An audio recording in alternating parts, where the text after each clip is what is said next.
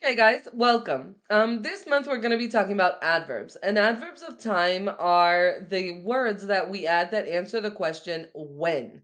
When did the event happen? When did the verb happen? There's a variety of adverbs of time. Some are simple, like yesterday, tomorrow, today, later, now, last year.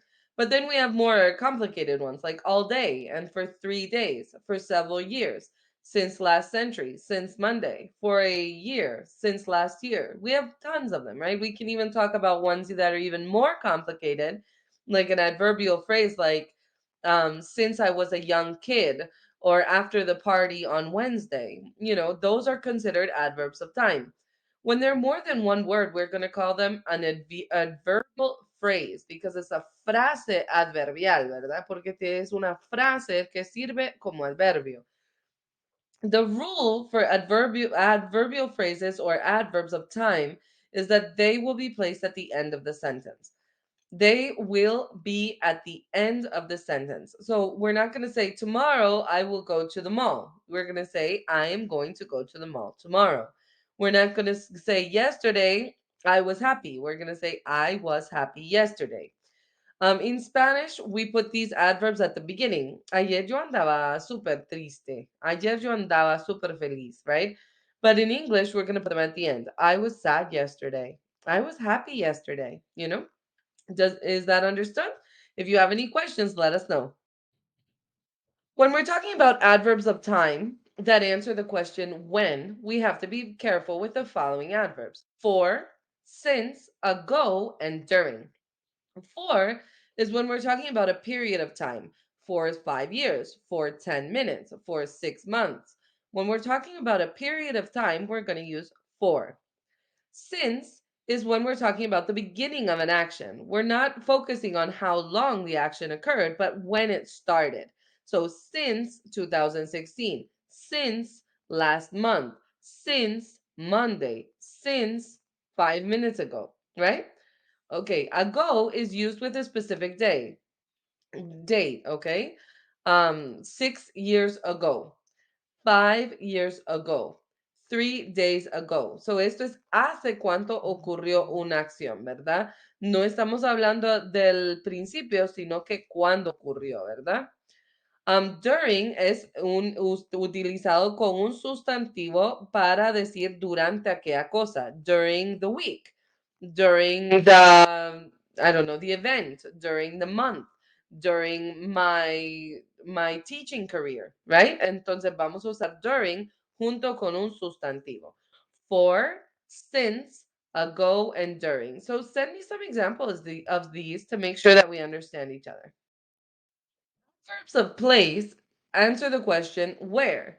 So, where did the action occur? If the action is teach, where did you teach? If the action is run, where did you run? If the action is work, where did you work?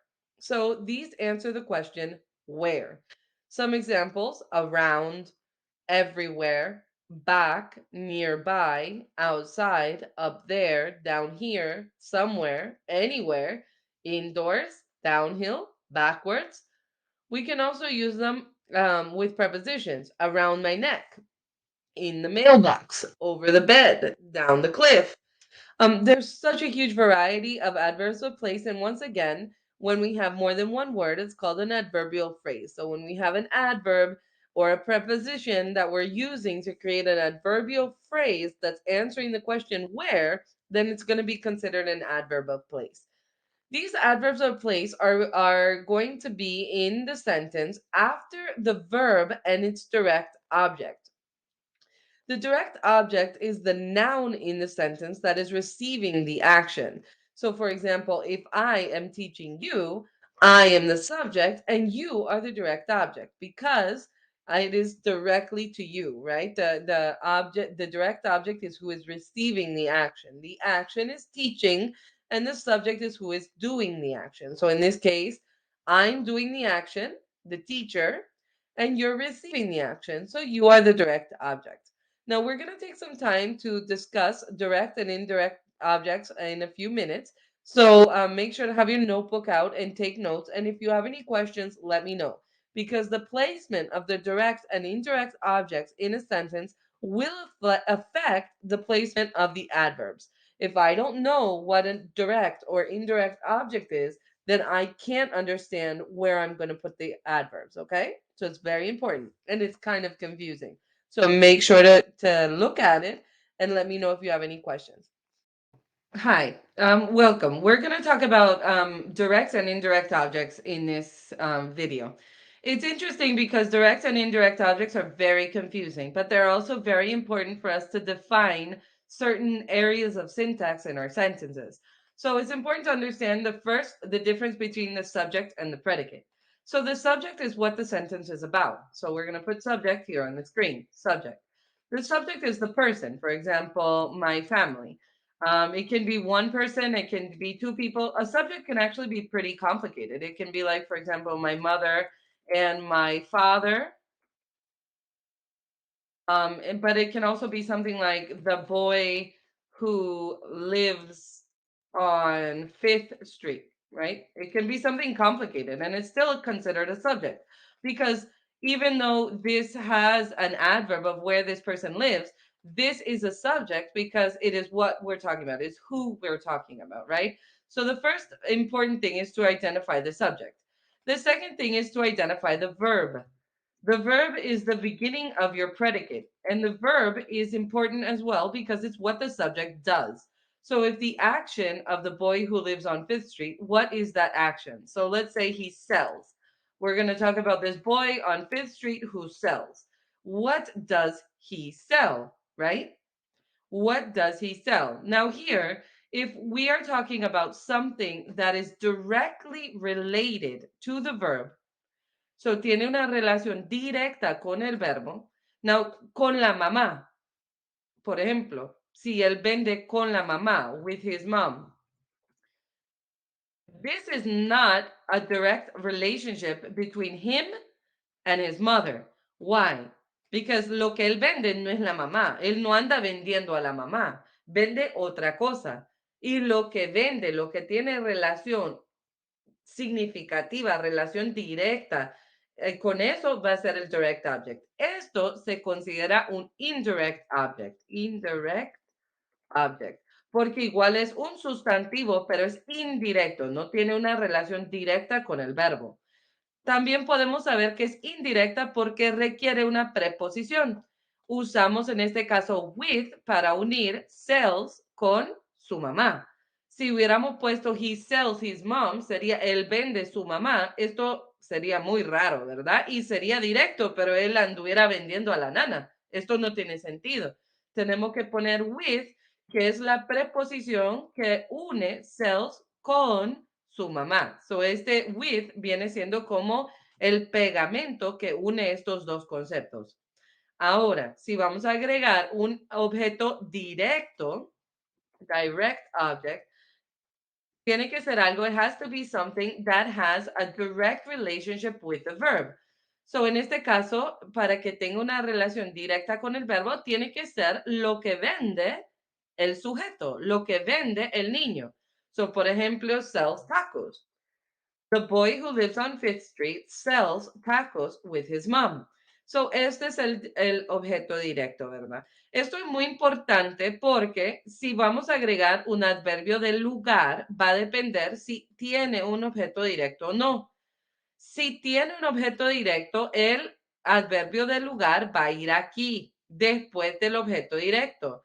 The boy on Fifth Street sells tacos at his house with his mom. And here we're going to place the adverb of place. Ahora, si esto no tiene un objeto directo, porque no es obligatorio, the boy on Fifth Street sells at his house with his mom. No sabemos qué vende, pero igual la oración es válida. Y el adverbio del lugar iría justo después del verbo. No iría después del objeto indirecto porque esto va después, ¿verdad? La regla dice que el adverbio del lugar va después del verbo y si hay un objeto directo va después del objeto directo. So this is how you identify an indirect and a direct object. We ask two questions. One, ¿tiene una relación directa con el verbo? Como en este caso. Y número dos, Busquemos las preposiciones. Los sujetos que tienen preposiciones no se consideran objetos directos en la mayoría de los casos, aunque hay excepciones, ¿verdad? Pero 85% del tiempo, si tenemos una preposición, no va a ser un objeto directo, ¿verdad? Muy bien. So take a look at these examples. If we have a sentence like the following, I ate pizza at Pizza Hut, we have the adverb of place right after the direct object, pizza.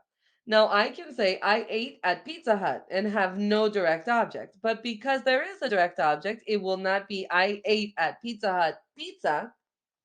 The correct syntax would be I ate, verb, direct object, I ate pizza, and then the adverb of place. I ate pizza at Pizza Hut.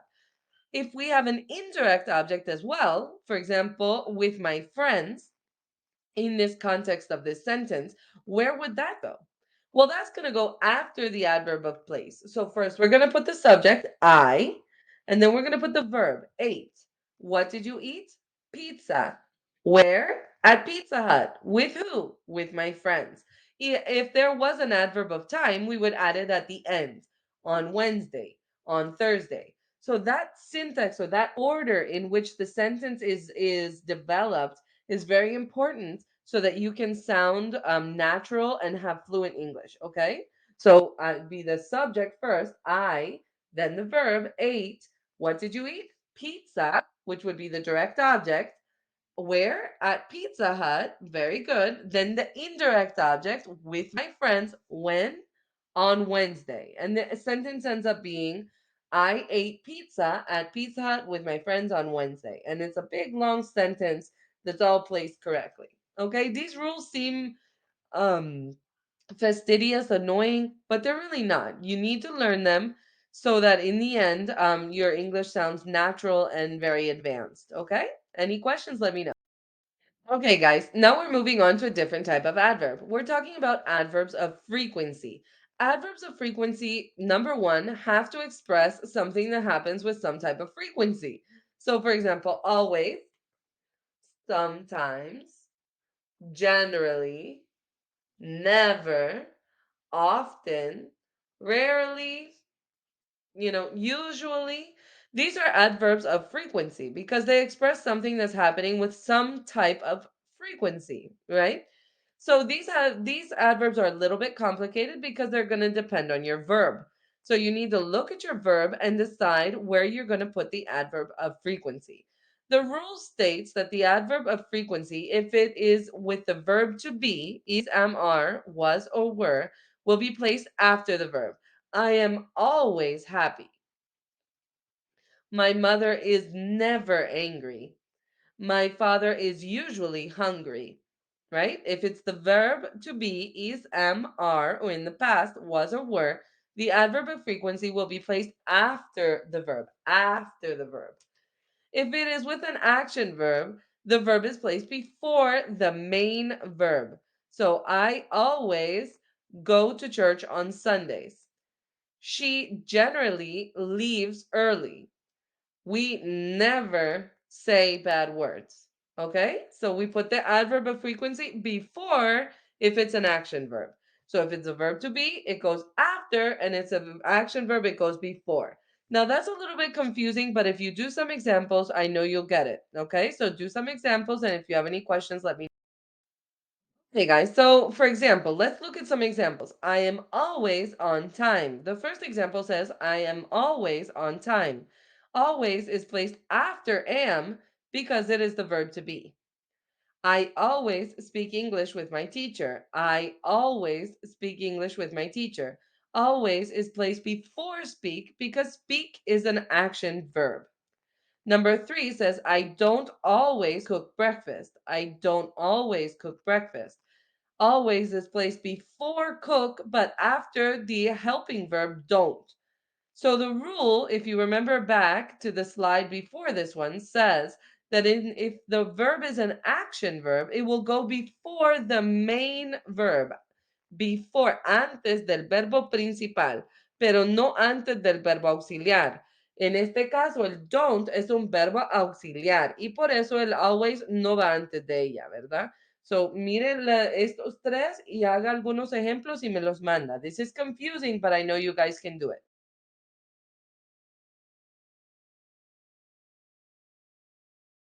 Okay, guys, now let's talk about adverbs of degree. Adverbs of degree answer the question to what point, to what degree is something happening? Is it too expensive? Is it very beautiful? It can also be something like almost, much, nearly, quite, really, so, too, very.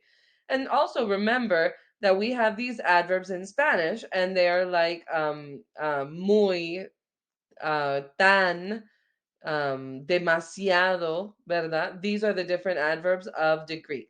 Now, these adverbs of degree are placed before the adjective. They're placed before. Very beautiful. Too expensive. Okay? Very good. Now let's look at these. Very, so, and too.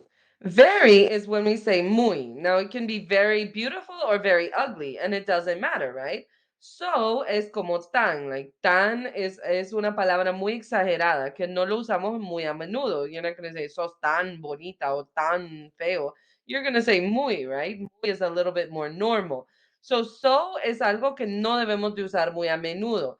Ojo, so se utiliza mucho como muleta. Muchas veces las personas dicen y requete repiten so porque tienen como una muletilla, ¿verdad? So esto no lo, ahí está, eso no lo queremos, ¿verdad? To, en cambio, es el más mal utilizado porque to no es positivo, es negativo. So, si yo digo, usted demasiado enojada, demasiada frustrada, demasiada complicada, estos son cosas malas. Estamos básicamente diciendo una corrección a alguien, estamos dando una crítica a alguien, ¿verdad? So, este palabras, cuando usamos tú, no va a ser muy bien recibido. Si usted me dice a mí, tu clase es demasiado larga, it's too long, yo voy a sentir que tú me estás diciendo que yo lo debería de hacer más corta. Ahora, si dice, tu clase es very long, puede ser que te gusta porque estoy invirtiendo mucho tiempo en ti, o puede ser que estés en desacuerdo con la cantidad de tiempo en cual estoy invirtiendo, pero no sé porque usaste very. En cambio, si usas tú, yo sé que no te gustó. Yo estoy clara que no te gustó, ¿verdad? Entonces, muy importante no sobreutilizar so como muleta ni to porque podemos tener un malentendido. La mejor manera de evitar estos problemas es simplemente usar very, ¿verdad? Muy bien. The last type of adverb that we're going to be looking at are adverbs of manner, and this is answering the question where. Sorry, answering the question how. How did you do something? Did you do something slowly? Did you do something quickly? Did you do something badly? Did you do something repeatedly? These generally end in the suffix ly. In Spanish, this is mente, lentamente, repetidamente, right?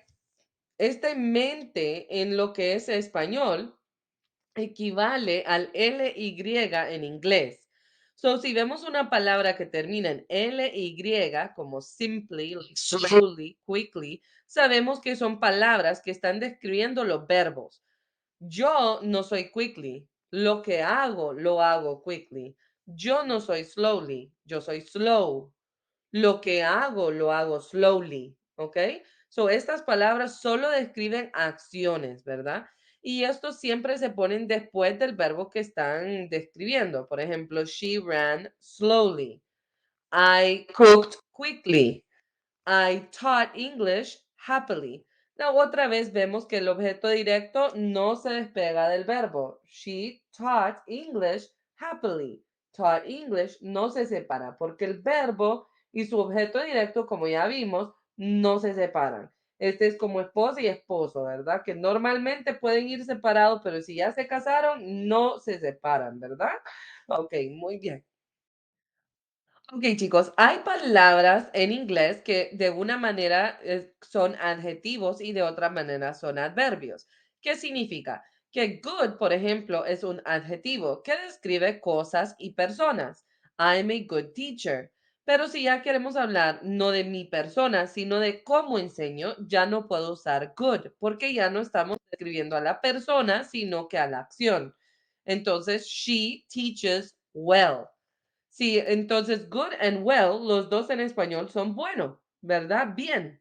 Pero en un caso es describiendo un adjetivo, good, she is a good teacher, y en el otro estamos describiendo el verbo, she teaches well, ¿verdad? So separemos estos dos en nuestro vocabulario. It's very important that you learn to do different sentences with the different tenses with these adverbs. So let's look at the verb to be and look at these examples. And you try to do your own examples. I am always at home with my family at night. I am always, notemos que el always viene después del am. We are normally at the mall on Sunday.